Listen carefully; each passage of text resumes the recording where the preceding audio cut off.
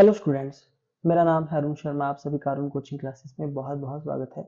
Question number 15 आज हम करेंगे। देखिए, इस टाइप का क्वेश्चन आपको क्या पता एमसीक्यू में आ जाए, है ना। तो एमसीक्यू में तो टिक लगाना होता है। फिलहाल इसको किस तरीके से फुल फ्लैज किया जाता है वो मैं आपको सिखा देता हूँ। तो यहाँ लिखा है डिस्ट्रीब्यूशन करना है प्रॉफिट का डिफरेंट प्रोपोर्शन में। ठीक है, कैसे? देखिए, ए बी सी तीन पार्टनर्स हैं फर्म में। They agree to distribute profit up to 20,000। देखिए, जो 20,000 तक जो भी प्रॉफिट होगा 20,000 रुपीज तक, उसको 50%, 30%, 20% में डिवाइड करना है। ठीक है, यानी कि 5:3:2 में उसको डिवाइड करना है। ओके, उसके बाद 20,000 से अबव का मतलब 20,000 से ज्यादा जो प्रॉफिट होगा, है ना, ऊपर वाला प्रॉफिट, उसको क्या करेंगे? 20,000 से ऊपर का जो प्रॉफिट होगा उसको इक्वल प्रोपोर्शन में, इक्वल रेशो में डिवाइड करेंगे। तो तीन पार्टनर है हमारे पास, यानी कि 1:1:1 में डिवाइड कर देंगे। Okay, if the divisible profit of the firm for the year 2021। देखिए, जो डिविजिबल प्रॉफिट है हमारे पास, कैसा प्रॉफिट? Divisible profit. ओके, तो मतलब डायरेक्ट जो है आपके पास डिविजिबल प्रॉफिट यहाँ पे दिया गया है 5,400। ठीक है, और दूसरे पार्ट में आपके पास 25,400 का प्रॉफिट दिया गया है। ओके, तो इसको आपको क्या करना है? डिस्ट्रीब्यूट करना है प्रॉफिट को। ओके, तो स्टूडेंट देखिए, इस क्वेश्चन के अंदर डायरेक्ट आपके पास जो है वो डिविजिबल प्रॉफिट जो है वो दे दिया गया है। तो किस तरीके से इसको किया जाएगा, तो इसको हम एक टाइप का वर्किंग नोट बना के करेंगे। ठीक है, सही है, मैं आपको इसको करके दिखाता हूँ। देखिए, सबसे पहले आप यहाँ लिख देंगे क्वेश्चन नंबर 15, है ना। और यहाँ पे आप लिख देंगे क्या? Distribution distribution of profit between A comma B and C,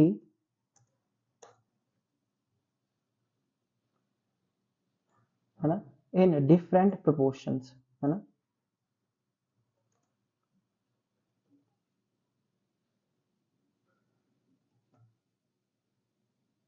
different proportion. Okay,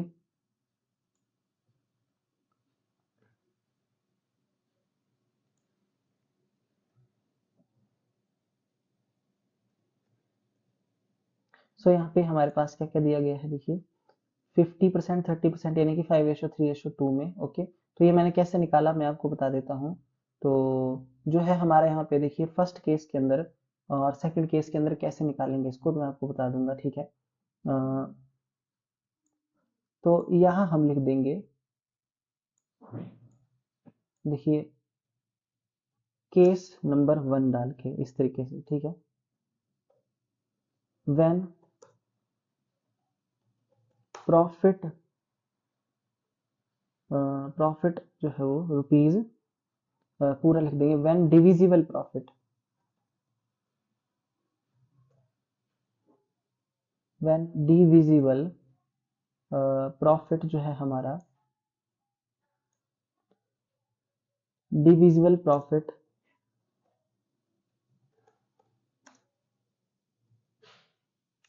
rupees 54, कितना था? 5,400। ठीक है, तो देखिए स्टूडेंट, क्वेश्चन में क्या कंडीशन यहाँ पे लगाई गई है कि जो अप टू जो डिस्ट्रीब्यूट करेंगे प्रॉफिट अप टू 20,000 एज इतना रेशियो। ठीक है, 50% इसमें रिस्पेक्टिवली। तो हम यहाँ पे लिख देंगे कि जो आपका profit up to 20,000 distribute in in the ratio, है ना,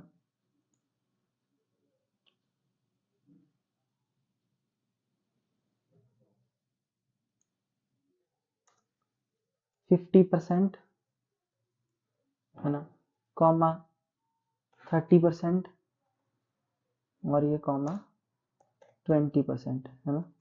इस तरीके से यहाँ पे लिखा गया है, ठीक है। ये एंड मैं लिख देता हूँ यहाँ पे एंड 20%। ओके, तो यहाँ पे हम लिखेंगे 50, ओके, 50%, 30%, तो ये 50 अपॉन, जैसे मैं अपॉन 100 लिख देता हूँ, okay, ratio 30 upon 100, ratio 20 upon 100। Okay, तो स्टूडेंट यहाँ पे आप देख सकते हैं 100 सारे आपस में जैसे कैंसिल हो जाते हैं, तो हमारे पास जो रेशो बचती है वो बचती है 50 रेशो 30 रेशो 20। ओके, ठीक है। अगर आप इसको सॉल्व करेंगे तो 0 0 सारे कैंसिल हो जाएंगे, तो हमारे पास 5 रेशो 3 रेशो 2 यहाँ पे जो है वो बच जाएगा, ठीक है।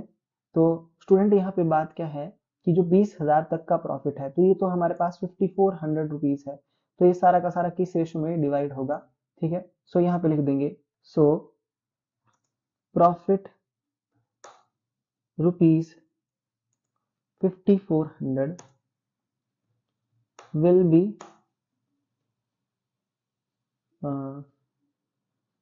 be distributed, है ना, will be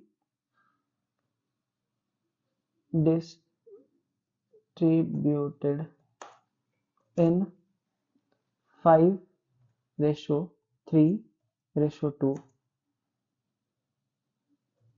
ठीक है, बिटवीन पार्टनर्स, ठीक है।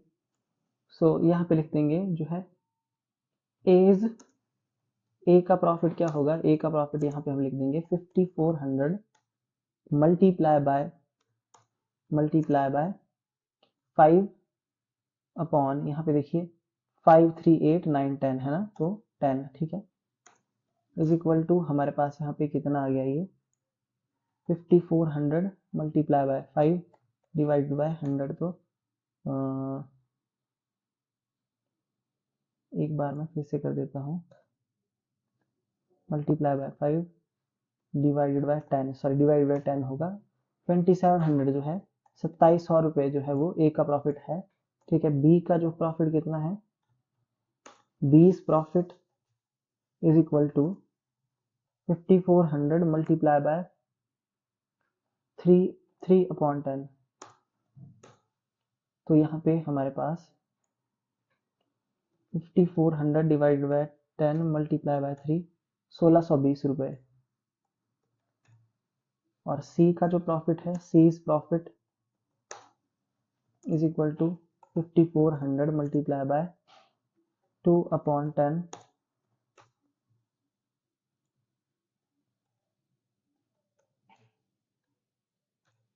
10, ठीक है। तो आप आंसर चेक कर सकते हैं। अब यहाँ पे देखिए 2700 1620 और 1080 है ना, हमारा भी आंसर क्या है 2700 1600 1080, ठीक है। तो इस तरीके से जो है वो हम जो है प्रॉफिट की डिस्ट्रीब्यूशन करेंगे, ठीक है।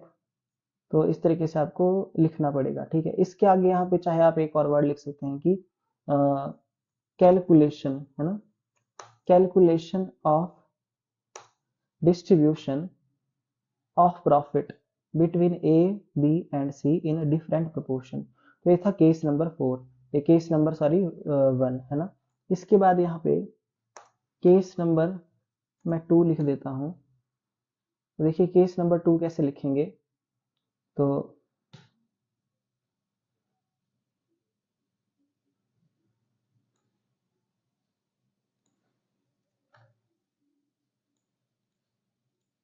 केस नंबर 2 में हम लिखेंगे कि इस बार हमारा जो प्रॉफिट है केस नंबर 2 में वो कितना है, पहले देख लेते हैं। हमारा प्रॉफिट है यहाँ पे 25,400 रुपीज, ठीक है, 25,400 रुपीज है। अब केस नंबर 2 में आपके पास जो है प्रॉफिट जो है डिविजिबल प्रॉफिट इतना है। तो स्टूडेंट यहाँ पे क्या बोला गया है कि 20,000 तक का जो प्रॉफिट होगा वो उसको 50 30 और 20 की रेशो में, यानी कि 5:3:2 में डिवाइड करना है, ठीक है। तो अब इस बार हम यहाँ पे क्या लिखेंगे, देखिए, तो यहाँ लिख देंगे, देखिए इस तरीके से, टोटल डिविजिबल प्रॉफिट है ना। टोटल डिविजिबल प्रॉफिट जो है हमारे पास यहाँ पे 25,400 है। इसमें से यहाँ पे मैं लेस कर देता हूँ, less profit profit of rupees sorry less profit up to 20,000, है ना, 20,000 which is divisible into 5:3:2। तो 20,000 तक का जो प्रॉफिट है यानी कि 20,000 रुपीज, जिसको मैंने 5:3:2 में डिवाइड करना है, वो हो जाएगा यहाँ पे माइनस। ओके, तो 5400 ये रिमेनिंग प्रॉफिट आपके पास यहाँ पे बच गया। तो जैसा कि क्वेश्चन में बोला गया था कि क्या बोला गया था, देखिए यहाँ पे मैं आपको बता देता हूँ, ध्यान से देखिए कि अब जो होगा अब प्रॉफिट वो इक्वल प्रोपोर्शन में होगा, है ना। यानी कि देखिए 20,000 को माइनस करने के बाद जो अब यानी कि 5,400 का प्रॉफिट बच गया वो इक्वल रेशो में हो जाएगा। तो यहाँ लिख देंगे कि रिमेनिंग, है ना, remaining profit will be divided in equal ratio. ठीक है, ये इक्वल रेशो में डिवाइड होगा।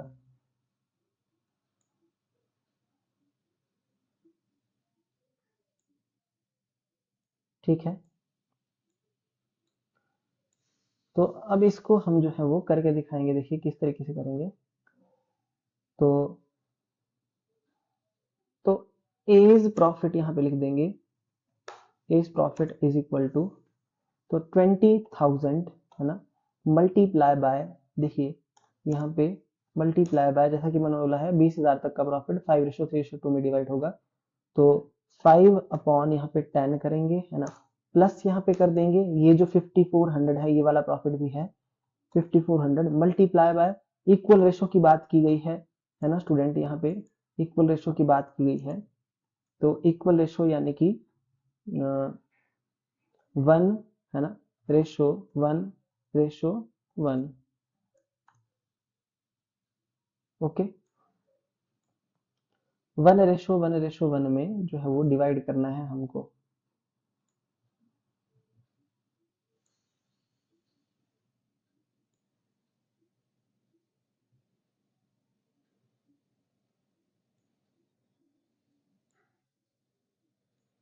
ठीक है, तो कैसे करेंगे, तो यहाँ लिख देंगे मल्टीप्लाई बाय 1 डिवाइडेड बाय 3, क्योंकि यहाँ पे देखिए 3 1 2 3 है ना, इनका टोटल 3 आया तो डिवाइडेड बाय 3 हो जाएगा। ओके, तो हम 20,000 को मल्टीप्लाई करेंगे 5/10 से, इसको सॉल्व करेंगे, और 5400 को 1/3 से सॉल्व करेंगे। ठीक है, जो भी इनका आंसर आएगा उसको प्लस कर देंगे। देखिए यहाँ पे कैसे कि 20,000 मल्टीप्लाई बाय 5 डिवाइडेड बाय 10, तो हमारे पास 10,000 आया, है ना। और दूसरा 5400 मल्टीप्लाई बाय 1 डिवाइडेड बाय 3, तो 1800 हमारे पास यहाँ पे आ गया। तो 10,000 और 1800 हो गया 11,800। ठीक है, तो यहाँ पे हम लिख देंगे 11,800। उसके बाद बी का जो प्रॉफिट है वो कितना है, अब देखिए 20,000 मल्टीप्लाई बाय, इसका पार्ट जो है वो 3 है, 5 3 है ना, 3/10 प्लस करेंगे यहाँ पे 5400 को मल्टीप्लाई बाय, इसमें 1/3 ही लिखेंगे क्योंकि सबका शेयर जो है वो 111 है।